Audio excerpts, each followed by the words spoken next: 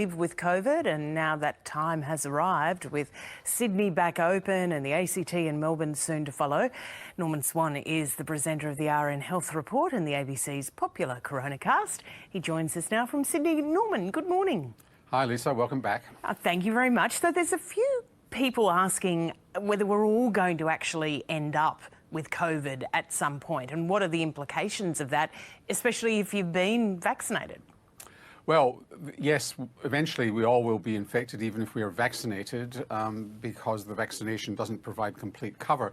It's going to take a long time before that to happen. The immediate issue is that anybody who's unvaccinated will become infected sooner or later, maybe sooner, and that's an issue that people need to really consider, particularly in states like WA, South Australia, Tasmania, Queensland, where you're eventually going to open up and be exposed to the virus. So you've really got to have a sense of panic in your head, like we have in New South Wales and Victoria, that that you've got to get vaccinated, and vaccinated as quickly as possible. So it's the unvaccinated people that you've got to think about.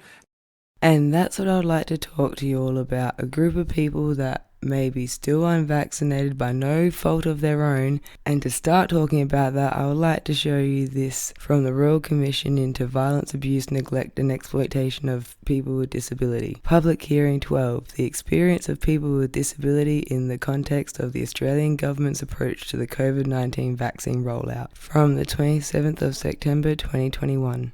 Alright, I'd like to read the findings to you. Finding 1. In framing the COVID-19 vaccine rollout strategy, the Australian Government Department of Health neither generally consulted with nor sought advice from the Advisory Committee on Health Emergency Response to the Coronavirus COVID-19 for people with disabilities or disability representative organisations. Consultations with the Advisory Committee about meeting the challenges of rolling out the vaccine to people living in disability residential settings could have taken place from December 2020, if not earlier, since at that time the Advisory Committee was already considering the vaccine rollout. Finding 2. The Australian Government Department of Health framed the COVID-19 vaccine rollout strategy without appreciating or addressing the challenges associated with administering the vaccine to people living in disability residential settings and disability support workers in those settings. Finding 3. The Australian Government Department of Health had sufficient information available to draft the COVID-19 vaccine rollout strategy with an appreciation of the most significant challenges it would face in rolling out the vaccine to the priority disability group. The department has not adequately explained the apparent failure to take that information into account. Finding 4.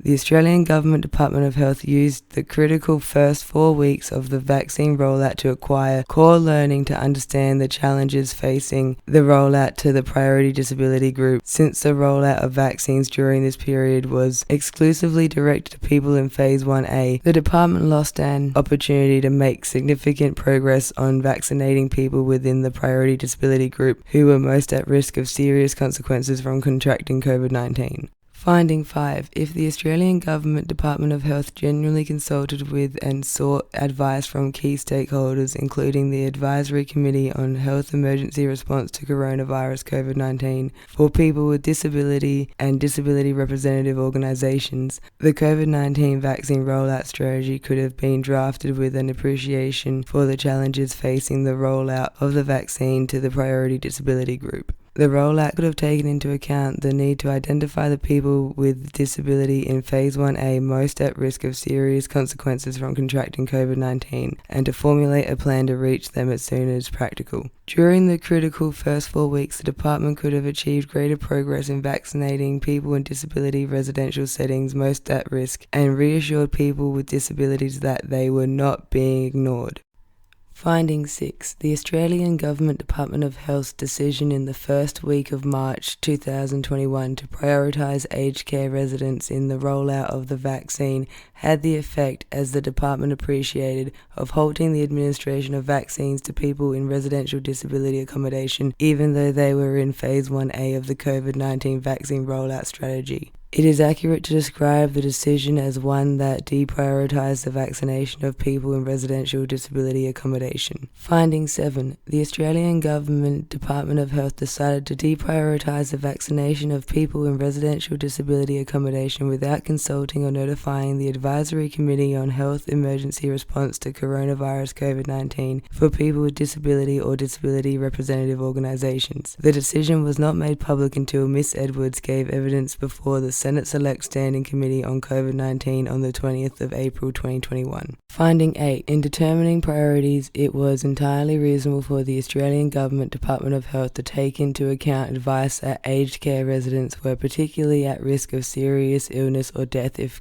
they contracted COVID-19, but the department should have also considered the position of people in residential disability settings facing similar risks of serious illness or death from contracting the virus. This would have enabled the department to determine if it could identify these people and reach them to offer the vaccine. Finding 9. The Australian Government Department of Health's failure to make public the decision to deprioritise the vaccination of people in residential disability accommodation meant people with disability and disability representative organisations were unaware of the government's change of course until the decision was revealed to the Senate Select Standing Committee on COVID-19 on the 20th of April 2021. During this 6-week period, they were misled into continuing to believe that the priority disability group would receive priority for administration of the vaccination in accordance with Phase 1A of the COVID-19 vaccine rollout strategy. Finding 10. The failure to communicate to people with disability the decision to deprioritise the vaccination of people in residential disability accommodation was a serious departure from the standards of transparency to which the Australian Government, through its departments and agencies, should adhere when making critical decisions affecting the health and safety of the community or specific groups within the community. Finding 11. Many people in the priority disability group and the wider disability community were surprised and indeed shocked when they finally learnt of the decision to deprioritise the vaccination of people in residential disability accommodation. Not surprisingly, the failure to communicate the decision in a timely manner caused many people with disability to lose trust and confidence in the Australian Government's handling of the vaccine rollout. Finding 12. The Australian Government Department of Health did not provide information to people with disability in a form that ensured, so far as practical, that the information would reach and be understood by people with disability, especially people in residential disability settings and people with intellectual disability. The lack of clarity in the flow of information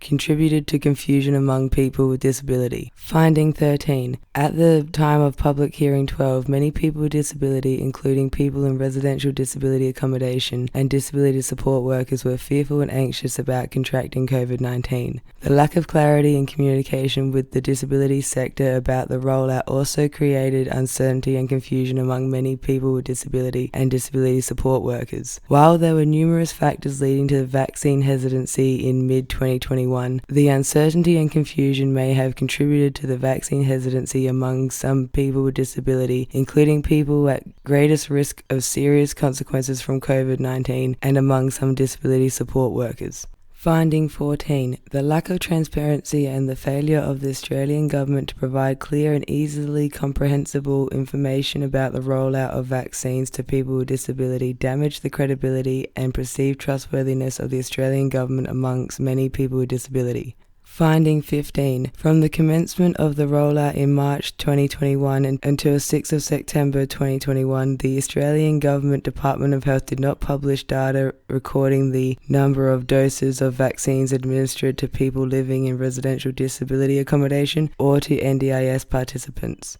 Finding 16. The Australian Government did not conduct the vaccine rollout in accordance with the COVID-19 vaccine rollout strategy released on the 7th of January 2021. As of the date of the hearing, 17th May 2021, the Australian Government did not meet the objectives stated in the strategy for the priority disability group. Finding 17. The Royal Commission acknowledges that the rollout of the vaccine to the priority disability group presented significant logistical challenges. We also acknowledge that the Australian Government Department of Health was entitled to take into account that people in aged care residential accommodation as a group were at risk of serious consequences if they contracted COVID-19. Paying due regard to these matters, the framing of COVID-19 vaccine rollout strategy and the conduct of the rollout by the department were seriously deficient for the following reasons. The strategy was framed without adequate consultation with the Advisory Committee on Health Emergency Response to Coronavirus COVID-19 for people with disability or disability representative organisations. The strategy was framed without the Australian Government Department of Health appreciating the challenges of administering the vaccine to the priority disability group. The critical first 4 weeks of the rollout was a lost opportunity to make progress with the vaccination of the priority disability group. At no stage did the Australian Government Department of Health consider identifying people within the priority disability group most at risk of serious consequences from contracting COVID-19 or formulating a plan to reach these people and offer the vaccine. The Australian Government Department for Health failed to make public the decision to deprioritise the vaccination of people in residential disability accommodation or to inform the Advisory Committee on Health Emergency Response to Coronavirus COVID-19 for people with disability or disability representative organisations of the decision until Ms Edwards gave evidence to the Senate Select Standard Committee on COVID-19 on 20th of April 2021. People within the priority disability group did not know of the decision to deprioritise the vaccination of people in residential disability accommodation for a period of 6 weeks. During this time, they proceeded on the misapprehension that the COVID-19 vaccine rollout strategy would be implemented according to its terms.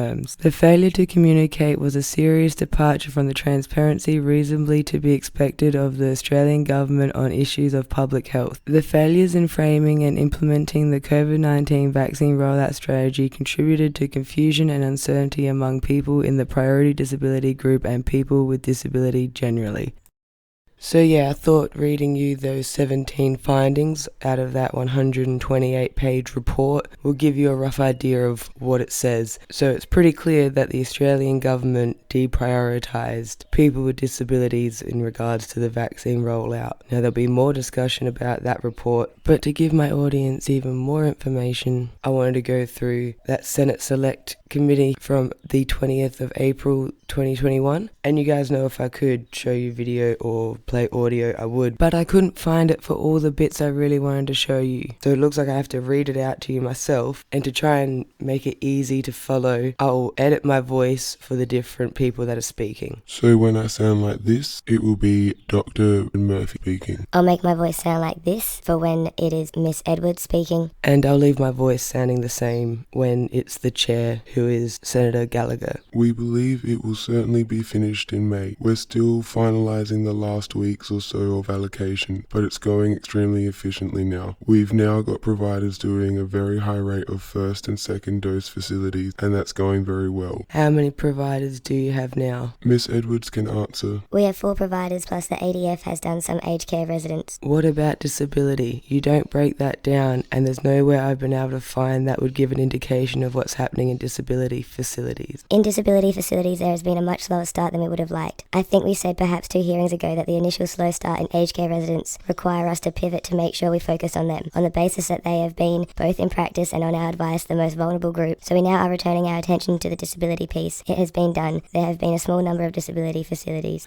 What would they be? There's nowhere I've been able to find any information on this. I will put it up in a second. I don't have that piece with me. They're a small number. There are about 6,000 facilities we consider to be residential facilities. The nature of those is very different, mostly from aged care residential facilities. They are small premises with 2 to 5 residents in them being supported. We've only done a small number of those, only about 100, because our pivot to aged care. I might be able to come up with the exact number. We are now contracting to start in greater numbers on disability residents, and we will then move focus on it through a mix of measures. The small nature of them in the much larger numbers means that they're a real challenge to do, and we need to make sure we get onto that. The ATAG advice in relationship to the 50 and over recommendation for the AstraZeneca vaccine and the Pfizer vaccine preference for those under 50 has made the program much more difficult. We've had to pause and rethink how we do that and the extent to which we have a dual vaccine strategy or not. the National Cabinet, as recorded in a statement, has decided to proceed with the Pfizer vaccination of aged care residents on the basis that it has been so well advanced, and we are thinking about to the extent to which we have the same for residential disability facilities. Bear in mind that the nature of people with disabilities is very dispersed, and the people who might be in a single facility with 2 to 5 residents also have a very wide range of disabilities. Some of them would be regularly leaving the premises and getting their healthcare elsewhere, others would be immobile, so it would be difficult to outreach for that. So having a mix of in-reach and outreach is important, and deciding which vaccines we use and how we make sure it's not only safe, which is our primary aim, but also programmatically sensible is something we're occupying ourselves with now.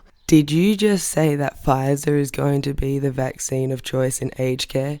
We commenced with Pfizer in aged care residents, and the decision has been made to continue with that program as to not disrupt it. Despite them all being over the age of 50? By definition. There's only a small amount to complete. It would be very disruptive to stop these well-trained and efficient providers who are Pfizer trained, and it's only a matter of weeks. It would be a significant delay if we change, and that would be a real problem given that this is the group we want to protect above all. Yes, of course, which is why we're here asking questions. Is Pfizer for disability residents as well? Is that what you said, that you would be using it as the vaccine of choice?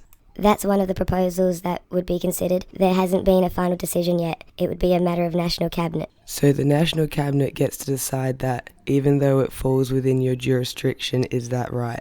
I'm thinking about how to answer that in a way that is helpful without breaching any of our obligations. The split between Pfizer and AstraZeneca and the extent to which we have a completely hard division between those who are 50 and over and those who are under 50 needs to have regard in a collaborative way across all jurisdictions. It is programmatically much more simple to have a single vaccine in reach. The disability in reach is one of the number of issues to be considered in that regard, but we have decided to continue with Pfizer with aged care residents simply because it is too well advanced to disrupt the facilities now. You've given me the number of facilities for disability residents, but not the number of disability residents themselves who are waiting to be vaccinated. Do you have that?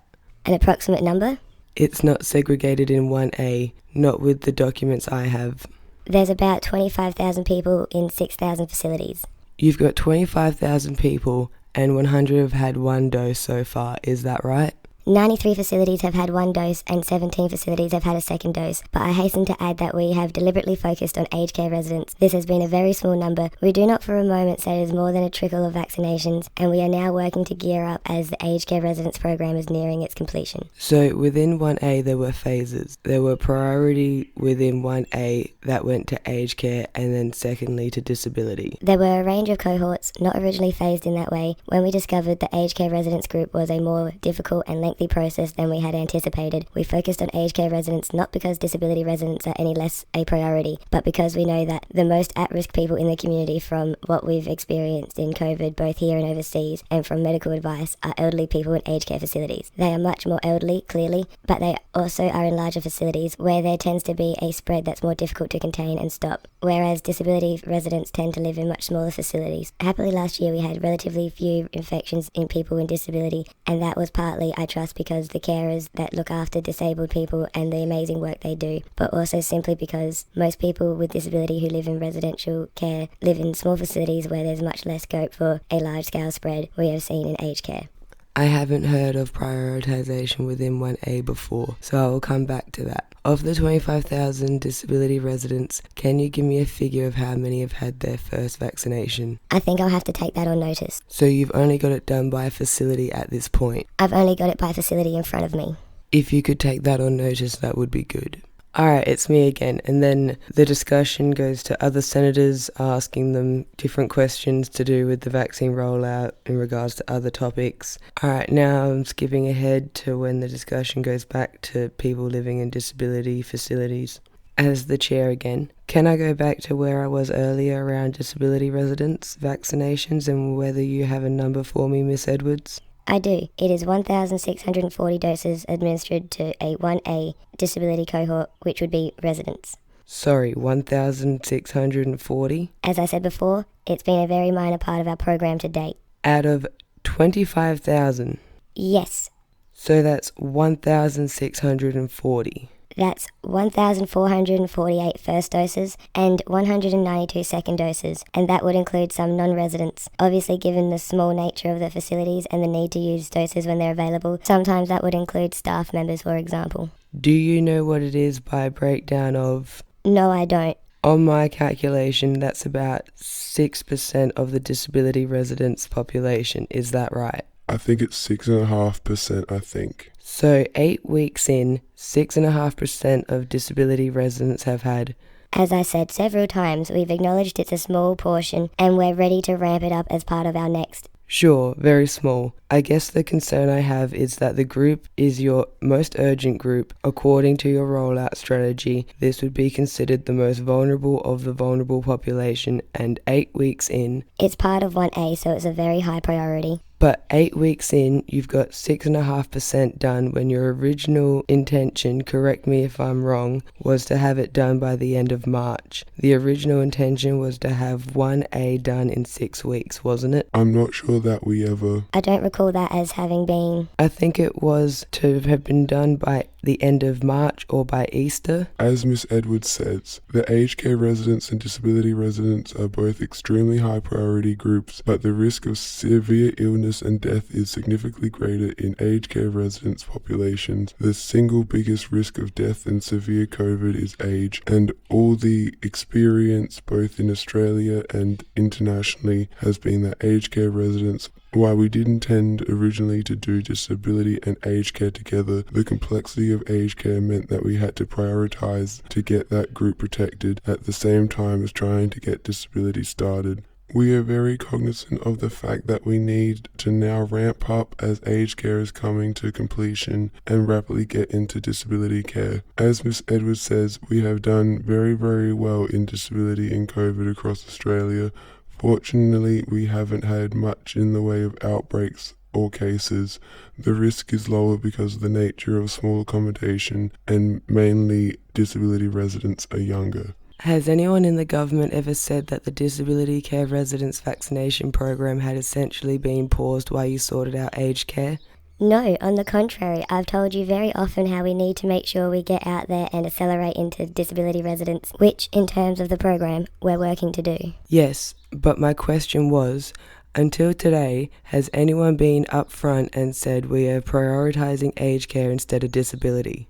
I think people have been very outspoken that people in aged care residential facilities are the very, very highest priority. I'm not trying to argue that with you, I agree, but according to your own vaccination strategy, you don't separate aged care and disability, you put them together, you put them as 1A. My recollection was that that group was to be the highest priority and were to be vaccinated by the end of March and certainly by Easter. From evidence given today, we now know that 6.5% of disability residents have been vaccinated or at least given their first shot. According to your evidence, Dr. Murphy, by the middle of the year, you would have hoped to have had 1A.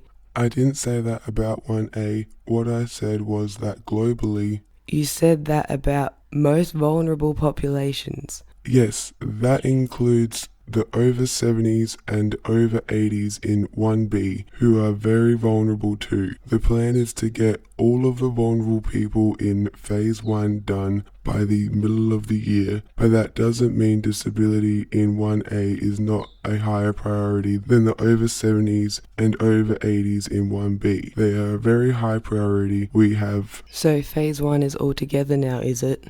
Phase 1 has been merged. I think we discussed that at the last hearing of this committee. For efficiency, a 95-year-old person in the community is as high a risk as anyone in A1. For the efficiency of the program, we have allowed the program to merge. That's been an agreement we had with the states and territories. We have brought forward some healthcare workers in 1B, and we're doing both programs together at the moment. If you are a resident in a disability home or someone who has a relative in a disability residence and you are worried about winter, as you do every year, but perhaps this year and last year you have been more worried than normal, when will they be vaccinated and protected from COVID? Very soon, we are ramping up disability as we speak, and we are absolutely cognizant of getting them protected as soon as possible. Fortunately, the risk is not as high as it was last year. We don't have community transmission, there is no current risk situation, but we are aware that the middle of winter could be a risk of more outbreaks, and that's why Miss Edwards and her team are working very, very rapidly on ramping up disability. It is a very high priority, and I can assure you that the government has conveyed that to us in no uncertain terms. Yes, I can imagine. If you're giving them this data, I would hope that the Health Minister is pushing it along. He is indeed. Seemingly not to any significant effect at the moment, after 8 weeks, if this is where you're at. Anyway, then there's more discussion about other things to do with the rollout, and I'd just like to remind everyone to keep in mind that this is from April 2021. But with that said, I'd also like to remind people that Scott Morrison got his first shot in February 2021. Alright, now going back as the chair, one final thing I want to share with you all. Sorry to be jumping around a bit, but I'm trying to cover a lot of issues in a short period of time. When you are reporting your daily reports, I note you're reporting Commonwealth aged care doses administered. You are not doing the same for disability residents. Is there a decision about why you're doing that? You are collapsing them into the global figures where you go aged care and residential disability doses. Then you specifically break down residential aged care facilities on a daily basis and not disability. I expect we'll be reporting those as it ramps up. As we said several times today, we acknowledge it is a very small incidental amount at the moment, and we need to ramp it up significantly. Once it gets to a reasonably significant number, I expect we will be reporting it. You haven't been reporting it because it doesn't look good for the Commonwealth. Is that why? It's because it's very small. I've been completely transparent with you today about how many and have said there are very few and that we need to do better on it. So I don't think there's any issue about transparency. It's a matter of when we get to the point, and we're doing it very quickly as we can, of having significant numbers of vaccination in important groups. We'll be reporting it daily. When do you think that will be? When do you think you'll start reporting it? These pictures are all very nice, but if you haven't got a good story to tell, it doesn't appear on the PowerPoint. I think I've been very upfront with you today. Okay, you see why I had to include the chair, just straight up call them out. And yeah, I had to include pretty much every part of the discussion about people with disabilities getting vaccinated from that day, because I have to make some observations, we'll say some findings of my own. One thing that really annoyed me was how Dr. Murphy went on about how 1A and 1B have been merged, and this is at the same time of them first ever making anyone aware that they deprioritized a group of people that were in 1A. They said that people in aged care were given Pfizer despite the forever changing advice, and then at that time it seemed to have been AstraZeneca for people over 50, Pfizer for people under 50, and they were giving people that were in aged care, so we would say clearly over 50, the vaccine that they said should be given to people under 50. But when asked, what are you going to give people in disability? They didn't know. They had to have that be discussed by a national cabinet for some reason. And now the fact that they didn't even have an answer for that question of what people in disability care settings are going to receive really bothers me, for the fact that Dr. Murphy, I believe, in their argument for why they need to prioritize aged care, he says that people in the residential disability settings are younger. So in the same discussion, in a way, they acknowledge that is a vaccine that's not recommended for people under the age of 50, and the other vaccine is preferred for people under the age of 50, and hey, obviously seems fine for people that are well over the age of 50. And they also discuss the people with disabilities are going to be a range of ages, but yet they didn't know what the vaccine of choice was going to be. That is my finding I'd like to add to the record as well. And now to go back to the discussion about that report, I've got a chopped up audio released by The Guardian. I'm Laura Murphy-Oates, and this is The Full Story. Good morning, everybody. I would like to welcome everyone to Public Hearing 12. People with disabilities are in the highest priority groups for COVID-19 vaccination, meaning they were meant to be at the front of the queue. There are issues that arise out of the vaccine rollout of great importance to people with disability. But a draft report by the Disability Royal Commission has blasted the federal government's vaccination rollout as seriously deficient and claims that people with disabilities were overlooked in favour of aged care residents. Concern about the lack of accessible information concerning the vaccine rollout. With only half of all people on the National Disability Insurance Scheme fully vaccinated, the Commission has also warned governments against easing lockdowns while these vaccination rates are so low. Delay in vaccinating people with disability was having a significant adverse impact on people with disability. Today, how people with disabilities fell through the cracks of Australia's vaccination rollout. It's Tuesday, the 12th of October. Hello, Laura. How are we going? Pretty good, pretty good. Luke Enriquez Gomes is Guardian Australia's Social Affairs and Inequality Editor. Were people with disabilities at the front of the queue for vaccines? In many cases, no. You know, in people living in the so-called group homes, the residents there were left waiting for months, and no one really knew what was happening. So I spoke to David Moody, and he was the chief executive of a peak body for NDIS providers at the time. And he said that for months he kept getting calls from people, from providers saying, you know, when are these people showing up? It was clear that something wasn't working. That's what he said. I spoke to Kate McRae, who is the chief executive of another provider, Able Australia. And she said, you know, from February to the last week in May, it was radio silence.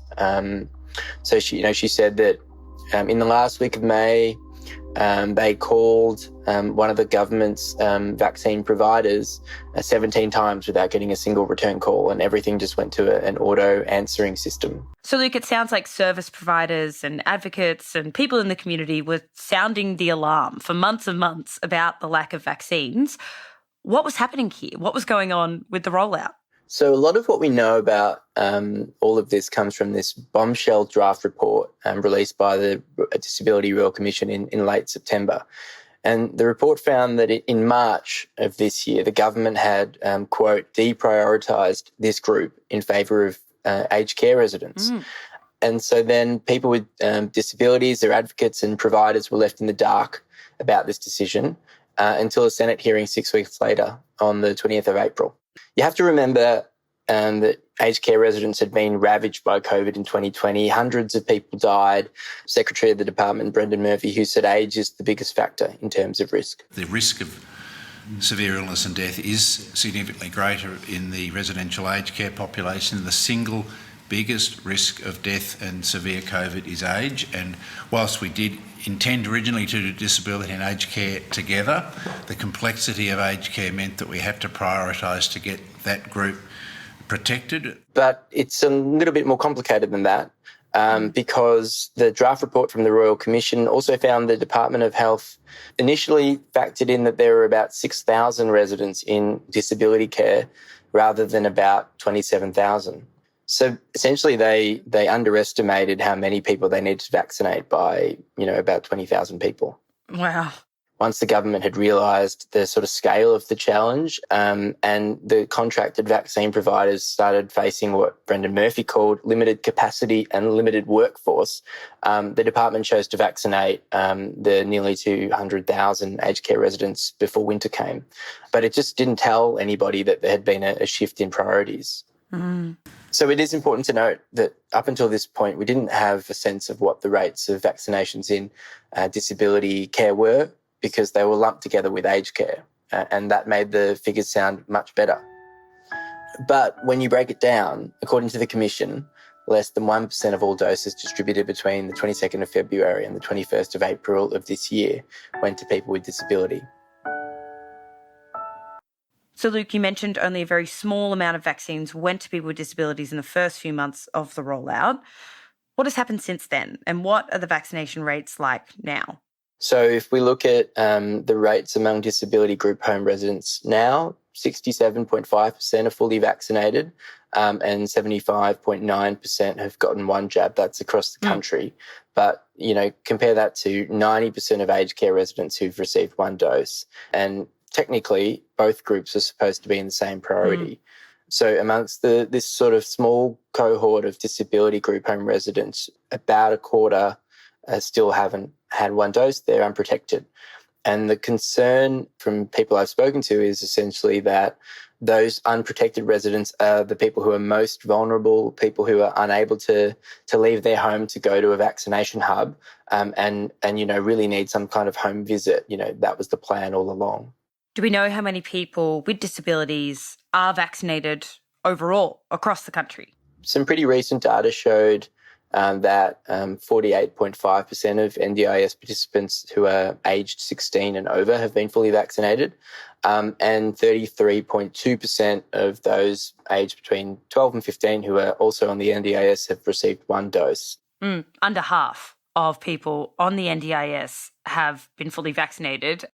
All right, now here are my comments on the amount of people on the NDIS that are fully vaccinated. The low percentage is concerning by itself, but then when you take in Australian media and how they're talking about other states opening their borders and just letting the virus in and having to just live with the virus and just being conditioned to accept cases going up and the spread of it going everywhere. So you hear that so many people that were supposed to be top priority are yet to be vaccinated, paired with the push to just let the virus spread amongst the community. And now that's very alarming when you take in those two aspects of this. But I've got one more to add, and when you consider this on top of everything else, it just makes it all very disturbing, very disgusting. But we talk about the NDIS a lot on this channel, and what are they trying to do? They are trying to make cuts. They're trying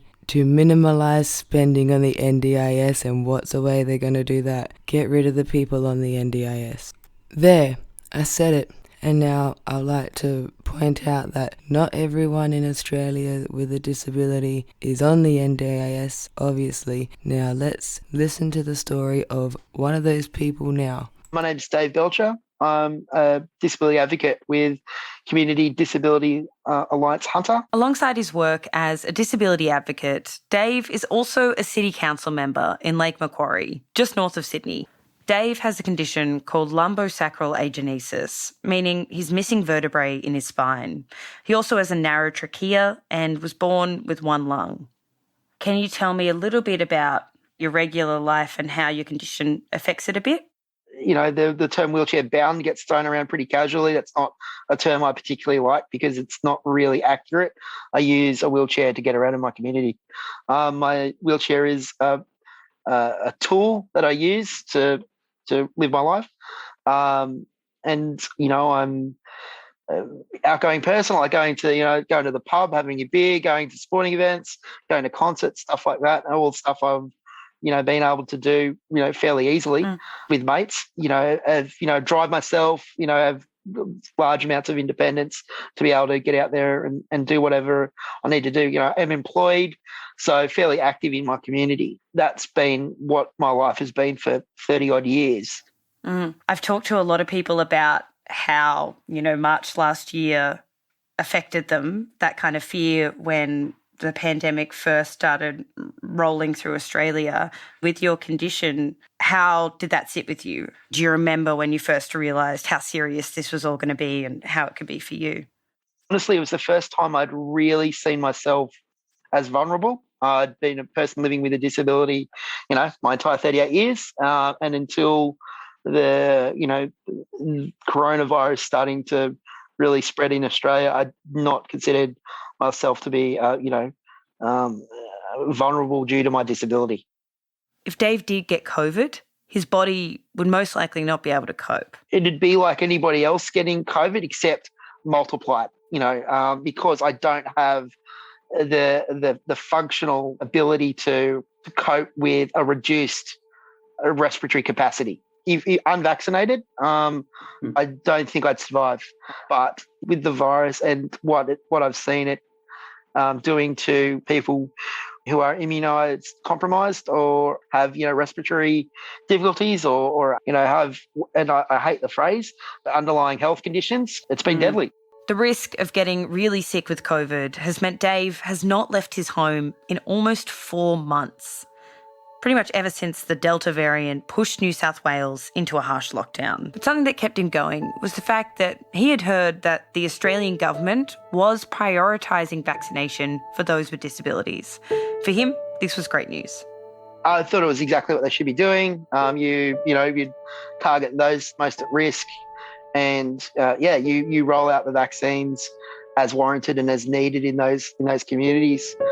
Clearly, that wasn't what was occurring though. Dave isn't on the NDIS, meaning he doesn't have a service provider to coordinate his vaccination for him. So he went to his doctor in July. As soon as I knew they were sort of targeting the priority categories, I went along to my local GP and went, hey, I think I should get vaccinated, given my history and stuff. And they just utilised the online drop-down form thing. And it came up, no, I wasn't in any of those categories. Dave then tried to organise this himself through the federal government website. I went online to book the Pfizer, basically in hope that at some period in the future I'd get access to it. Well, and because at that point they weren't allowing people under 60 to access AstraZeneca, I was told basically I had to wait till September this year to access a vaccine. Essentially, even though his condition means COVID-19 would most likely be deadly, Dave felt like he was slipping through the cracks. If you're not accessing a service provider, which I don't use any service providers, or you're outside of the NDIS, which a lot of people with disability are, then you're kind of left to fend for yourself. Eventually, Dave was able to get vaccinated when the advice around AstraZeneca changed. But his second dose isn't scheduled until the first week of November, and he's been advised not to bring it forward. That means in New South Wales, he doesn't have certain freedoms that vaccinated people have. Plus, with businesses opening up and regional travel on the horizon, there could be a lot more COVID-19 spreading in his community. It is an access issue, and the government has failed time and time again on providing readily available vaccines to people with most in need. So it is incredibly dangerous for the government to just forego people with disability for the sake of broader community. We don't want to be left behind, which is exactly what's happening now. And I guess another thing to keep in mind is that the release of this report was kind of unusual. It's a draft report, and that is normally not what the Commission does. It will release a report after it's gone to the Governor-General and the government has had a chance to properly look at it. But I think the reason they released it is because they wanted to get on the record as quickly as possible what had happened here, with a mind to informing the debate when states look to open up as well.